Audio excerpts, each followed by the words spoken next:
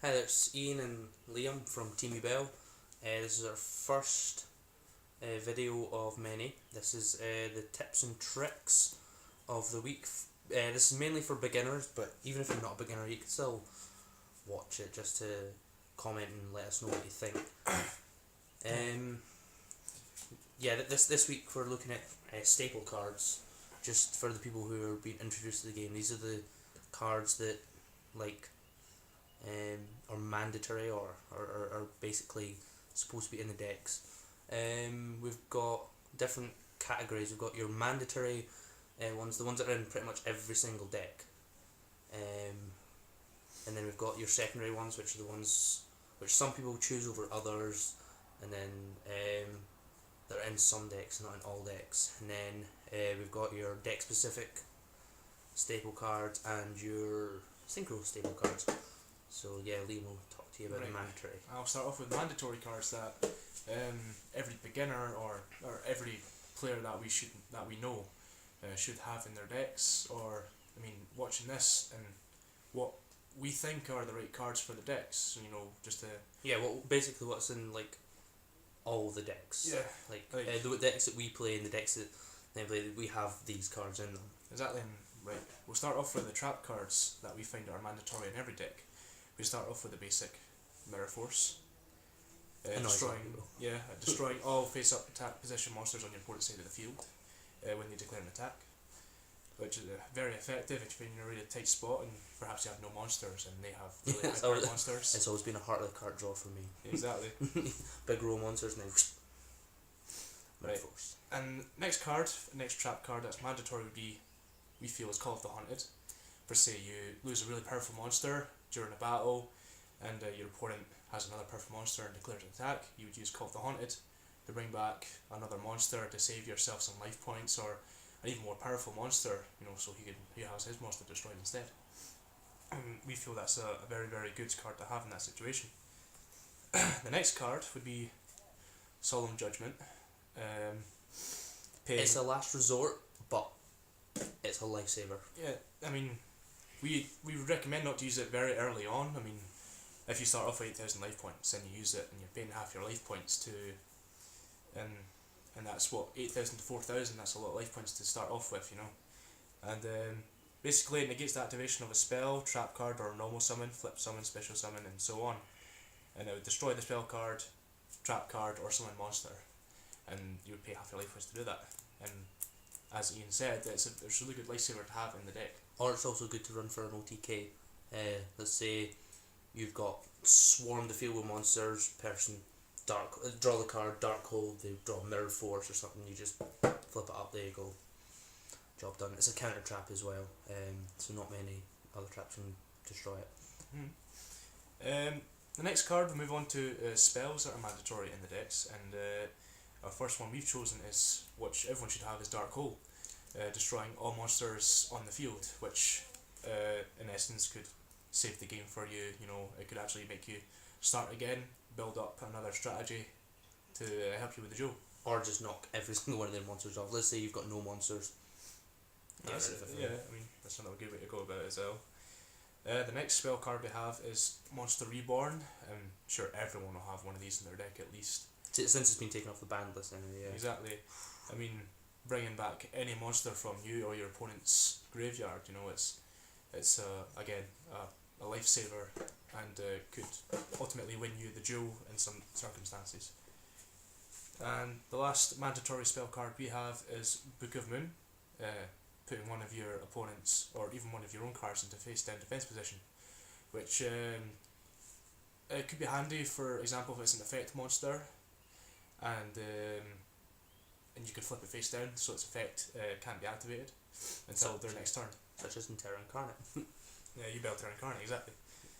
Right, and then Ian will go on to do secondary cards. Yeah, we've got secondary staple cards. These are in the majority of decks, but there's some dispute over which cards are better. Some which people have which first card, Giant Trinade. I don't like it in trap heavy decks, but Liam has it in his deck. This basically returns all spell and trap cards in the field to the owner's hand. So my Infinity deck, I've got loads of barriers, I've got loads of stuff that negate everything, so I don't want to use this. But Liam likes using it to get rid of my barriers and stuff. If I get rid of all his spell and trap cards, and per se he's got an empty field, and I've got a really high power monster on it, I basically activate that, so I can give him a straight direct attack, and he would be able to do nothing to stop me, unless he had a battle fader or something, something like that. Basically, then we've got Mystical Space Typhoon. This is a staple card in its own way because it's a mandatory staple card, but there's two different versions of it. There's Mystical Space Typhoon and there's Dust Tornado, but I can't find Dust Tornado. But so you can either have a Mystical Space Typhoon or Dust Tornado. It's just reduced to two.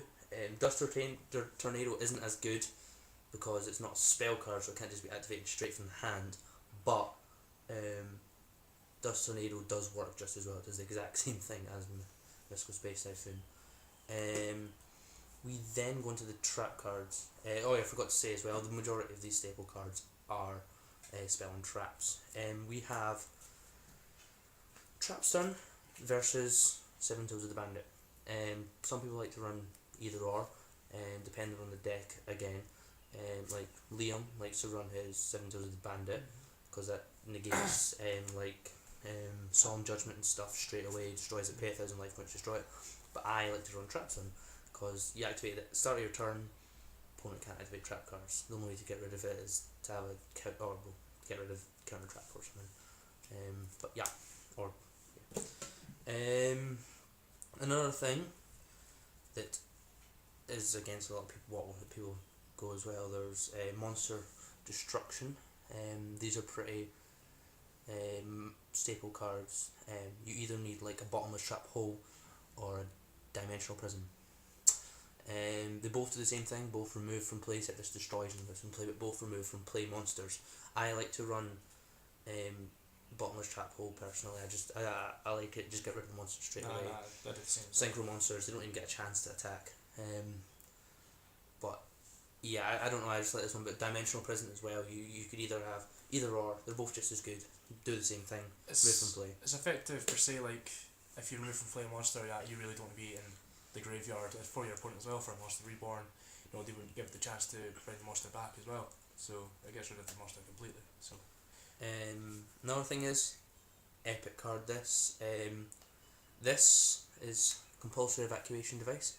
I would have versus Solemn Warning, but no, too expensive. So Compulsory Evacuation Device, it's running most decks. I like it a lot. Turns cards to owner's hand, gets rid of synchros very easily and stuff. Finally, we have Torrential Tribute. Now, this is good for emergencies only. I don't like this running like this in my Blackwing deck, and I wouldn't run it in a 6-Sam deck because they're both heavy swarming, and I usually have a lot of monsters on the field with them. So, yeah, Torrential Tribute wipes the field. Again, it's trap hole. Then we're going on to deck specifics. I'll just show you a couple. I'll grab it now. Like deck specific. Basically, like let's say Blackwing, staple Sirocco, definitely. Staple Bora, staple Shura, definitely. These are all the must be in the deck. Like there's no like if you do a deck without it, it's kind of silly. If you watch the Blackwing deck list, Yeah. you get to see most of these cards in the deck and what should be there and what should not be there. Stuff like that. Also for like Infernities, there'd be Necromancer, Archfiend, Barrier, 6 Samurai. There'll be Shien, Kazan, Gateway of the Six. These are all staple cards for these decks. Also Dragoonity, you need Phalanx. Gotta have him. Gravekeepers, they'll need their Necro Valleys. These are all deck specific staple cards. Gemini, Beatdown, they'll need their Gemini Sparks. Basically, if you just look around, and then you'll find the majority of decks. If you look at loads of deck lists online, you'll notice the majority of decks have a certain trend, and that trend is the staple cards. And then finally, we're going to go into the synchro staple cards, which should be in pretty much everyone's extra deck that these need to be in. Then Liam will say that. Right, the synchro monsters what we have here right now, start off with Dark End Dragon. That's for dark decks. Yes, for dark decks. Him and Catastor are needed for dark decks. Basically, it's one tuner, one or more non-tuner dark monsters to tune this monster. Once per turn, you can half this card. No, you can have this card lose 500 attack and defense, and send one monster your opponent controls to the graveyard, which is really handy. It's good to just get rid of monsters, and then like if they got one monster in the field, no cards in their hand, activate it, attack, activate every time they send a monster.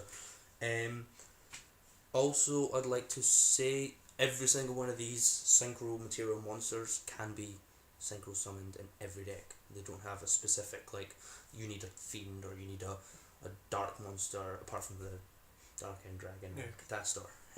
But yeah. The next card we put up here is Colossal Fighter. Again, one tuner, one Lovely. or non-tuner monsters. The effect is quite amazing actually. Just found. Yeah. This card gains 100 attack for every warrior type monster in any graveyard. And then here comes the best part. When this card is destroyed by battle when sent to the graveyard, special summon one warrior type monster from either player's graveyard. Which basically, if Colossal Fighter is destroyed by battle, you can special summon himself back to the field. It's just a never-ending story with him. Yeah. So basically, you can have. He's him on the level field. 8, so yeah, he's good. He's quick because most decks are quite easy to pop out level 8s. Our next card would be Stardust Dragon. A very, very, very good tuner monster to have. One tuner or non-one tuner monsters to tune this card. You contribute this card to negate the activation of a spell card, trap card, or monster effect that destroys a card in the field. No cards. Sorry, cards on the field. So it doesn't just be anything. Dark Hole, negate it.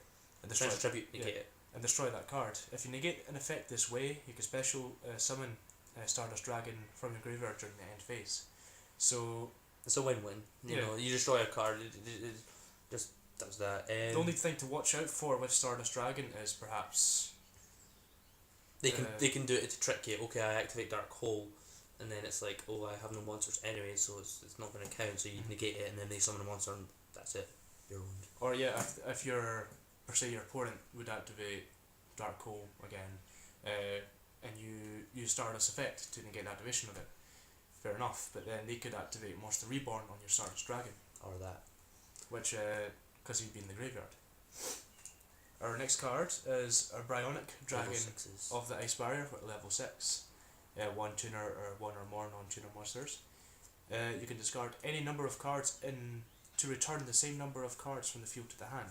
So, discard any card in your hand and you can move the same number from the field, and it's a level 6, it's easy to get out, it's fun, it can annoy a lot of people. You can use its effect on your own field. Let's say you've got Swords Revealing Light down, send a card to your graveyard, bring it back to your hand, activate it again, just constantly activate it. They can't attack, you can't. Pretty easy. Yeah. And our last synchro monster that we have for this. We have. I've got more. We've got tons, but the one that we have here for it specifically is Gaia Knight, the Force of Earth. Just to pack a little extra punch in there. There's no really any effect. It's just one tuner, one or more non-tuner monsters. Basically, just because it's a really high attacking card, and it's good to have a high attacking card in some situations. Per se, your opponent might not have any monsters or spell trap cards. I know it's just a good level 6 beat or 2600 easy as. There we go. There's also cards that we don't have at the moment because we're both poor. But there's also cards like Scrap Archfiend, Scrap Dragon, Iron Chain Dragon, Black Rose Dragon. They're just all really good cards to have in your deck. They're not all like proper mandatory, but the ones that we've just shown you pretty much are staple mandatory.